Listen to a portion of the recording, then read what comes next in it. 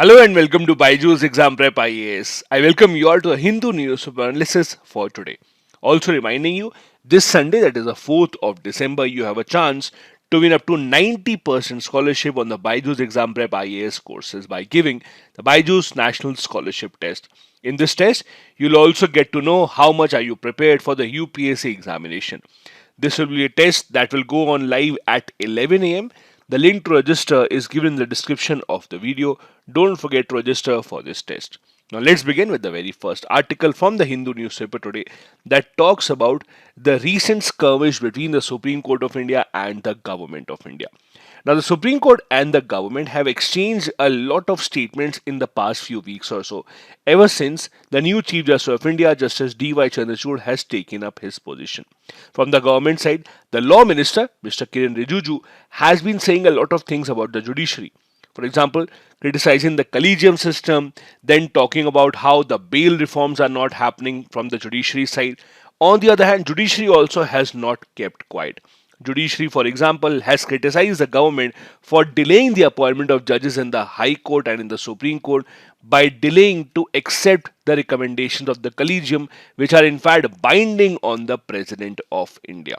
Now, this article mainly focuses on the collegium system and whether or not there is a need to reform this.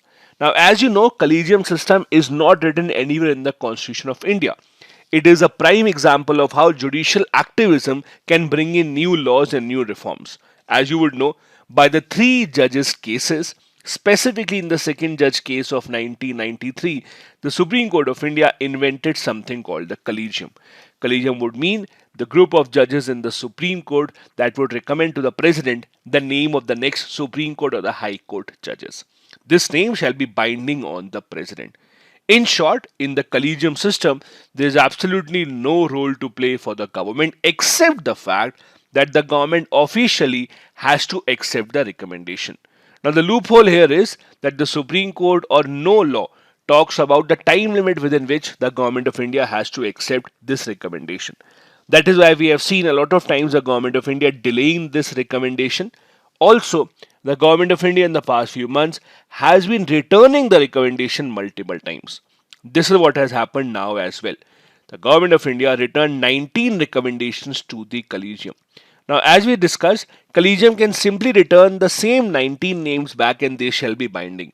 But again, the government is just delaying the matter. And as per the experts, the problem here is, in terms of judges being appointed in High Court or the Supreme Court, their seniority has a lot of importance. For example, D.Y. Chandrachud will be the Chief Justice of India for 2 years because his appointment at the Supreme Court level was done at such a time that he had a lot of time in his hands. Similarly, after him, there will be many judges who will never get to become Chief Justice of India because they will retire before the retirement of Justice D.Y. Chandrachud, all because they were appointed later on. So the day that you are appointed in the Supreme Court and the High Court matters a lot because that is how your seniority is decided. So the government of India delaying these recommendations is a matter of concern. Now, the two sides, that is the government of India and the Supreme Court, have not been able to actually come to a solution with respect to collegium. The government does not like it, saying that it is an opaque process. We don't know what is happening in the closed door meeting. We need to have a role in this. On the other hand, the Supreme Court has time and time again said that we don't want to change this system. In fact, recently retired Chief Justice of India, Justice U.U. Lalit, in a lot of interviews has recently said that the collegium system is almost perfect and it is needed to protect the independence of the judiciary. Now, I'm sure you would know in 2015 there was a new method invented by the government through a constitutional amendment called the NJAC. NJAC was National Judicial Appointment Commission, supposed to have 6 members, 3 from the side of the judiciary and 3 from non-judiciary, so that only the person getting 4 votes, only that person's name would be recommended. So neither the judiciary nor the government alone would be able to give a name forward to the president alone. However, as expected, the Supreme Court had struck it down, saying that this is against the basic structure of the Constitution. Now, at that point of time, the Supreme Court had agreed that yes, the collegium system is not perfect. We are ready to make certain changes. Thus, the two sides, that is the Government of India and the Supreme Court, decided that we will work on something called Memorandum of Procedure. These will be kind of set of rules that will be set up to decide how the Supreme Court or High Court judges shall be appointed. Now, this memorandum of procedure had to be made by the Government of India on advice of the Supreme Court. The Supreme Court had given these guidelines: eligibility criteria, transparency, formation of a secretariat, complaints redressal. These things would be taken into consideration, and that is how the government should prepare a memorandum of procedure to appoint the next set of judges. But as expected, nothing happened after that. That memorandum of procedure has still not been finalized, there has still not been final word on it. There were attempts by the government to make it, but the Supreme Court did not agree with certain pointers. And in short, we are back to square one. We are back to a situation where it is the collegium only that appoints the judges with no role of the government. Now, as I said, the government delaying to accept the recommendation has had certain impact. For example, in 2018, Justice K.M. Joseph, the same justice who has been very critical about appointment procedure of the Election Commission, his appointment was also under controversy. When the Collegium recommended his name in 2018, the Government of India returned it multiple times, saying that no, there are better judges. He actually came from the Uttarakhand High Court. The government said that no, no, no, we need to appoint judges from the other high courts as well. But the Collegium recommended his name time and time again, and he was finally appointed. But the problem is, because of the delay in the appointment, what we saw was that he lost his seniority and he actually might lose out on the chance to get the topmost post in the Supreme Court of India. Thus, in the end, it is the country that is losing out on good judges. Thus, the idea is that both the sides need to come together and should work on a proper memorandum of procedure going forward for the appointment of the Supreme Court and the High Court judges. Now, there have been multiple committees and commissions that have recommended certain changes in the collegium system. You can talk about the second ARC. You can also talk about the National Commission to review the working of the Constitution. All these commissions and very eminent people, including the former Supreme Court judges themselves, have said that the appointment procedure for Supreme Court and High Court judges in India needs certain reforms. Now, if you compare that with some of the other nations, UK, US, Germany, all the countries have a very unique procedure on their own. US, because it is a presidential form of government, has given the powers to the president. However, even when the president nominates a judge, the US Senate, that is the upper house, has to confirm that. So there are different procedures given. However, in India, the problem is there is absolutely no role of the government. This is a major concern because in other countries, mainly there is some role of the political parties as well. This is the NJAC that was supposed to replace the collegium system. As I said, it had to consist of 6 people, 3 from the judiciary and 3 from outside the judiciary. And the idea was, because 4 votes would be needed to get the name forward, we have to have support from both the judiciary and the government as well. Only then the name would go forward. But as it was expected, the Supreme Court did not like it. They said it goes against the basic structure of constitution since it tries to take away the independence of the judiciary. The next article that we have here is written by the founder and CEO of a very interesting organization called the Save Life Foundation. The Save Life Foundation, as the name suggests, it's a non-profit organization committed to saving lives of people on the Indian roads. So the article here says that the large number of accidents that we see on the Indian roads, mainly because of overspeeding, also has a direct impact on the environment as well that we don't really talk about.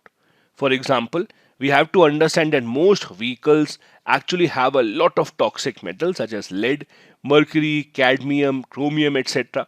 Also, whenever we have these accidents, we see fuel and fluid that gets leaked on the roads, which is very, very difficult to clean up. That aspect of how it actually impacts the environment is obviously overlooked because a human life is much, much more important. But we have to understand that India also has a lot of vehicles that are about to end their life. We would have over 2 crore vehicles in India that would end their life by 2025. Thus, we need a very sound automobile scrappage policy, meaning that a policy that would tell how would an old vehicle be scrapped? How would the chemicals be taken out? How would they not leak to the environment? But the problem is, such robust policy does not exist in India. The author says that his organization, that is the Save Life Foundation, has actually worked in this regard and has given very, very good results. He stresses on the point that if you look at the reasons behind road accidents in India, overspeeding is right at the top. In fact, in 2020 alone, speeding made up over 69% of all the road accident deaths registered in the country. In fact, year after year, over 60% of all the deaths in India at the roads is because of overspeeding only. Now, overspeeding does not only cause accidents or deaths, it is also harmful to the environment. Multiple experiments in Europe have shown how cutting down the speed limit by even 10 km per hour can deliver 12 to 18% of fuel savings at the present technology level and also reduce emissions such as nitrogen oxides, PM output, etc. The reason is simple. The higher speed that you have on your vehicle, the more friction you face from the air, from the wind that is coming in. That means your vehicle would now have to generate even more energy. That is when you actually consume a lot more fuel. So if you actually reduce your speed and come to an appropriate level, let's say 50 to 60, 65 kilometers per hour, that is appropriate and best suitable for great fuel efficiency. In fact, the government of Wales brought down 80 km per hour speed limit at 5 locations, and it actually led to reduction of outdoor pollution and even improved public health. Now the problem in India is that at many places you do have these speed limits, but the issue is about enforcing them. Just having the speed limit doesn't really mean that you will actually have a positive impact on the environment. You also have to ensure that it is upheld properly and people are abiding by that. There have been various initiatives taken in the country. The example that we were discussing was about the Save Life Foundation only. The founder who has written this article belongs to this organization. They have been running a program called the Zero Fatality Corridor Program, which they implemented on Mumbai Pune Expressway in 2016. After this program was implemented, as per the author, the number of road crashes have actually come down to 52% as of 2020. Now, what did they do? They ensured that any hard structure nearby the road, like trees, etc., they are the ones that actually cause a lot of deaths because a car crashes into that. So, rather than letting the car crash directly into the hard structure, they actually made certain barriers to prevent direct collisions so that you don't directly collide with this hard tree like structure. Also, many more better reflective signage were put on the trees to make them more visible, especially at the time of the night. They also introduced changes in the road signage. Usually, asbestos is used for road signage, but that does not have a good impact on the environment. So, what they did was, rather than using asbestos, they actually used aluminium, although it is more expensive, but it has actually ensured that they don't harm the environment as such, which asbestos was doing earlier. This is the contribution that the Zero Fatality Corridor and the Save Life Foundation have made in India. Now, just to give you slight more details, this paragraph I have taken up from the website of the Save Life Foundation only. As I said, the Save Life Foundation has been working specifically on the Mumbai-Pune Expressway, where they have been able to bring down the number of deaths very, very considerably. They have now teamed up with other states as well. A couple of years back, they teamed up with the Delhi government as well, saying that we'll implement similar kind of program in Delhi also. This is an initiative of the Save Life Foundation, and many corporates are also now contributing with them. If you look at the reasons behind the road deaths in India, although this is a slightly older data, but the trend has not changed. Overspeeding by far has remained the biggest reason of road accidents and deaths on the roads in India, and no other reason comes even close by. That is why we have to ensure that this particular problem is curbed in the country. The next article that we have here again brings us back to one of the burning issues that has been discussed between the Supreme Court and the Government of India, that is the appointment of the election commissioners. Now, recently, a new election commissioner was appointed by the President of India, Mr. Arun Goyal. The problem here is that he was appointed just a few hours after his tenure with the government as the IAS officer ended. The Supreme Court, hearing a PIL, said that this does not look fair. there is something fishy that involved here. Why is it that the government is so desperate to appoint only IAS officers close to them as election commissioners? Not just this, the Supreme Court also said, why is it that there is no role of the judiciary or of the opposition parties in appointing the election commission? So basically, the roles have reversed here. When it comes to Supreme Court appointment, the government is saying, why is it that we don't have any role to play? On the other hand, when it comes to appointment of election commissioners, Supreme Court is saying, why is it that we don't have any role to play? So both the sides actually want to interfere in each other's powers and curtail each other's powers. Now, this is an interview here actually given by two very prominent people, Mr. S.Y. Qureshi and Mr. Jagdeep S. Chokar. So they are giving their own points of views about this issue. I'm just presenting to you a summarized version of what they said. Now, first, both of them agreed that we should have a kind of a collegium system. Now, collegium system doesn't mean that only election commissioners should decide the next election commissioner. Collegium system means we should have a committee to decide on who shall be the next election commissioners and not just the government alone. Because right now what happens, the president appoints the election commission of India on the advice of the prime minister. There is no role of any of the opposition parties, there is no role of the Supreme Court, no one else is involved. Both the people who are participating in the interview are saying that we should have a role for the leader of opposition in the Lok Sabha also and the Chief Justice of India also. They should also have a say in the next election commission of India. The government, on the other hand, has continuously opposed reforms. Doesn't matter which party is in power, Congress, BJP, no party wants to make these changes because at the end of the day, every political party wants power in their hands. No political party would want to let go of these powers of appointing the next election commission. All of them would want that we should be the ones who should decide who shall be next in this position because it is such an important position. The Election Commission of India at the end of the day decides everything about elections in India, from the date, the scheduling, how will it be held, the disqualification of members of parliament. All of this is decided by the Election Commission of India. The other issue is that while the Chief Election Commissioner, his tenure, his service conditions, everything about him, the removal process, etc., is given in the Constitution of India. For the other election commissioners, which are two right now, for them, there is no role or responsibility given in the Constitution. Because you have to understand, the Constitution of India said that the Election Commission of India will have the Chief Election Commissioner and as many election commissioners as the President decides from time to time. Because the other two that have been appointed by the President are not mentioned in the Constitution, their removal process, etc., is not mentioned. Like the Chief Justice of India is removed in the same manner as the Supreme Court judge, so not easy to remove him. On the other hand, the other two election commissioners can be removed by the President on just the recommendation of the Chief Election Commissioner. No role of the Parliament. So there have been continuous demands to actually give them equal powers and equal removal process as well. So all of them can work independently without any fear. But again, the governments have not made those changes. The other point of contention here is that there is no eligibility criteria as to who shall become the election commissioner. But usually, in most of the cases, you have only IAS officers who are appointed in this position, even though there is no eligibility criteria mentioned.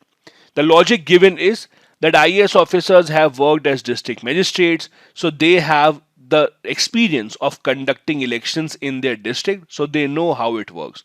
But that is not always true. Even the lawyers, the activists who are working in this field would have enough experience of how to conduct elections.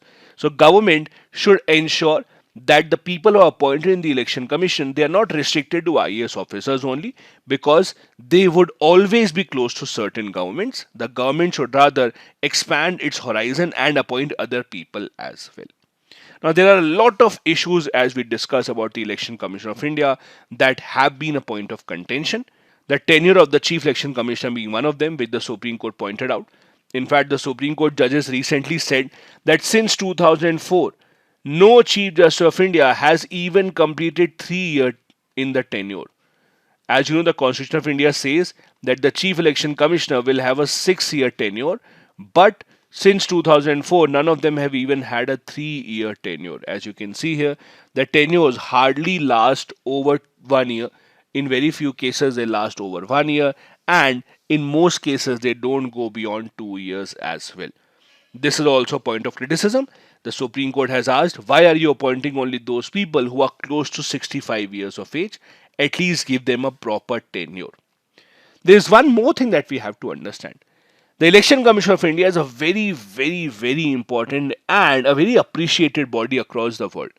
It's not easy to conduct elections in a country of India's scale and size where crores and crores of people are voting. Thus, recognizing this, Election Commission of India is actually appreciated around the world, so much so that our Election Commission actually conducts training for election officials of other countries as well.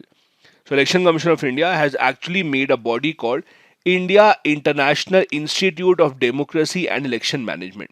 This is the training arm of the Election Commission of India, under which we train officials from other countries. They keep on having these conferences and training sessions for officials from other countries. It was recently organized for Bangladesh, Sri Lanka, Bhutan, etc. So, Election Commission of India and its impact goes way, way, way beyond India as well. The next article that we have here is about the issue of personality rights. Recently, as you know, Delhi High Court passed an order saying that the voice, image, or the name of Mr. Amitabh Bachchan cannot be used without his permission. Now, you would have seen so many times in the local shops, people who are selling something roadside, they would actually put photo of Bollywood stars and them drinking sugarcane juice, etc., without their permission, obviously. So, Delhi High Court has said that this is unlawful. They have their own personality rights. Now, what are personality rights? Personality right means right of the person to protect his or her personality under privacy or property.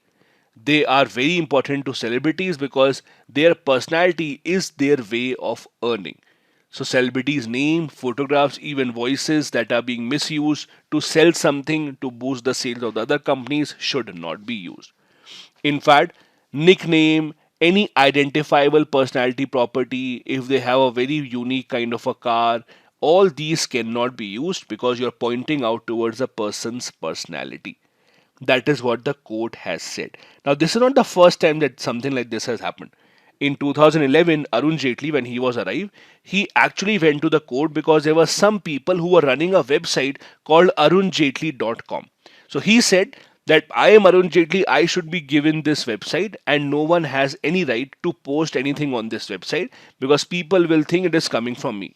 The court took the side of Arun Jaitley only and said that yes, this website should either shut down or it should be transferred to Mr. Arun Jaitley because he is a famous personality and his name should not be misused. Now, the Ministry of Consumer Affairs also in the past has ensured that misleading advertisements which use the name of any celebrities without their permission should not be endorsed. Now, the problem here is in a country of India's scale, India's size, yes, you can regulate these things at a larger level.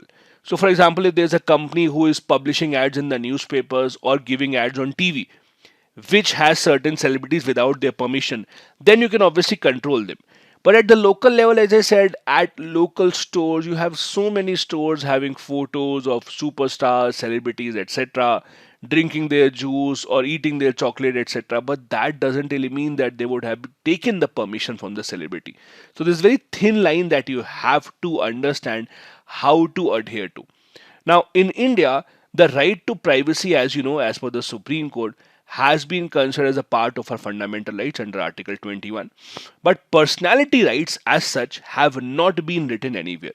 Now, personality rights usually are considered similar to the Copyright and the Trademark Act of India. Like actors, singers, musicians, etc., their compositions cannot be copied. Similarly, their personalities should not be copied. That has been said by the court multiple times in the past. I'll give you one more example. A few years back, there was a movie that was being made, and the name of the movie was Main Hoon Rajnikant. In English, translated to I am Rajnikant. Rajnikant was not actually a part of the movie, so he went to the court saying that how is it that my name can be used in a movie to represent something that I am not aware of. Again, he won the case because the court said that yes, he's a famous personality, his name cannot just be used like that. So they gave a stay order on the release of the movie. So these kind of cases of personalities going to the court saying that their right is violated because their permission was not asked has been heard by the court time and time again. Now, there is one very interesting debate in this kind of an issue. What about the mimicry artists? So, mimicry artists, they make a living mimicking the famous personalities. For example, there's a mimicry artist who is mimicking Amitabh Bachchan. Now, in that case, would it be right for Amitabh Bachchan to go to the court saying that how is it that my personality is being mimicked because this is how I earn money? So, there is a very thin line here between how do you actually decide whether a person is exploiting the personality rights or the person is just trying to make a living out of his own. There is no law right now that prevents mimicry artists, but it remains to be seen whether or not this issue again comes in the court in the near future. The next article that we have is from Sri Lanka. Now, the interesting part is although Sri Lanka's news about the economic crisis has come down slightly, we don't see it being covered as much in the newspapers now, but the situation has not improved very much. Sri Lanka recently had actually got an offer from the IMF for $2.9 billion relief package, but the condition that IMF had put was that before we give you this package, you have to give us financing assurances, meaning that the people who have already given you the loan give assurances from them that yes, you will not default and they trust you, you have also returned their loan as well. Now, if you look at the countries from where Sri Lanka has taken most of their loans, there are three countries at the top of it: China, India, and Japan. These are the three countries that have given most of the loan to Sri Lanka. So, in short, Sri Lanka has to get a good character certificate kind of a thing from these three countries and give it to the IMF to show that we are worthy of this loan. Now, the problem is not with India and Japan, the problem is with China. There are many people in Sri Lanka who are saying that China is just stalling Sri Lanka's IMF deal, not telling the IMF that yes, Sri Lanka is trustworthy and you can give them the loan. In fact, it is being seen as China's attempt to increase their influence in Sri Lanka. China does not want money coming into Sri Lanka from IMF, they just want their money to be in the country. China, on the other hand, is saying that no, negotiations are still ongoing, we are still seeing how our debt can be restructured. But the fact is, close to 20% of Sri Lanka's overall debt, they owe it back to China. So without China giving the go ahead, it will be very, very difficult for Sri Lanka to actually now take this loan from IMF. Now, the interesting part is the other countries around the world who have already taken loan from China will also be seeing this very, very closely. Because today it is Sri Lanka, tomorrow it can be them as well. The same situation can come at their home as well. So all of them are seeing how China reacts here when such a country needs China's help that has already taken loan from China. Now, as I told you, there have been multiple reports of China not actually helping Sri Lanka out when it comes to the IMF loan, and China on the other hand saying that no, the negotiations are still on.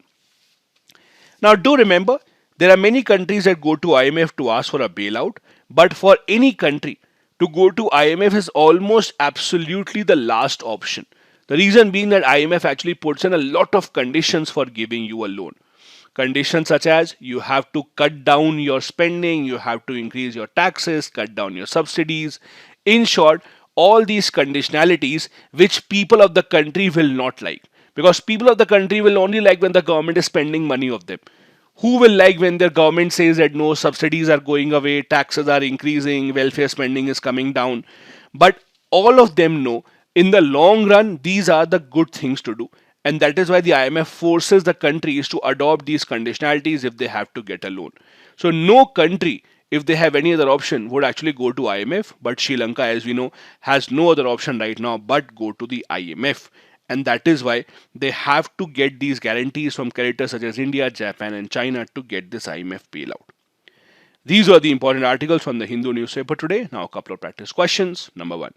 The collegium system of appointment would only be reformed if both the Union government and Supreme Court understand each other's concerns. Comment. Second, safer roads would translate into cleaner environment. Do you agree? Elaborate. Both these questions have to be answered within 250 words each. Thank you so much for watching the video. Have a good day ahead.